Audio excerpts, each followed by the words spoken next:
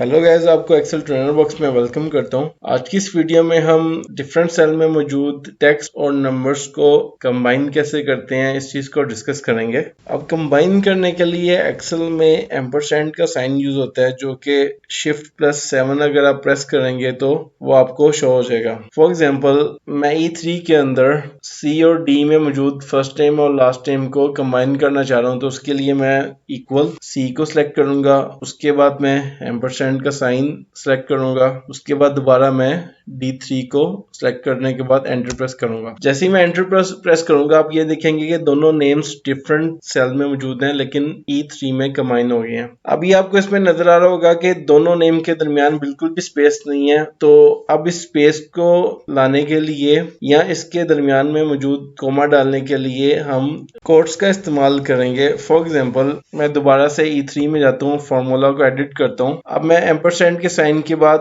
Quotes को use करूंगा, उसके दरमियान कोमा, दोबारा से कोट्स, उसके बाद दोबारा से एम्परसेंड का साइन इस्तेमाल करके एंटर प्रेस कर दूंगा। जैसे ही मैं एंटर प्रेस करूंगा, आप ये देखेंगे कि नेम्स के दरमियान में कोमा आ गया। अगर मैंने कोमा यूज नहीं करना, उसकी बजाय मैंने स्पेस यूज करना चाह रहा हूँ, तो सिंपली मैं दोबारा से उसको एडिट करूंगा और कोमा को रिमूव करके उसमें सिंपल स्पेस कर दूंगा। उसके बाद मैं एंटर प्रेस कर दूंगा। जैसे मैं एंटर प्रेस करूंगा, आप ये देखेंगे कि यहाँ पर दोनों नेम्स के दरमियान स्पेस आ गई है। अब E3 में मैं वापस दोनों नेम्स के दरमियान में कोमा लेके आना चाह रहा हूँ, तो उसके लिए दोबारा से मैं फॉर्मूला को एडिट करूंगा और कोट्स के दरमियान में कोमा को एंटर कर दूंगा। उसके बाद मैं एंटर प्रेस करूंगा, तो दोबारा से दोनों नेम्स के दरमियान कोमा आ जाएगा। उसके बाद सिंपली मैंने इसको कॉपी करना है इस फॉर्मूले को, और E3 से लेकर E10 तक मैं पेस्ट कर दूंगा। तो ये फॉर्मूला ऑटोमेटिकली E3 से E10 तक पेस्ट हो जाएगा, और आप ये देखेंगे कि जितने भी नेम्स आ रहे हैं उनके दरमियान में कोमा भी आ जाएगा।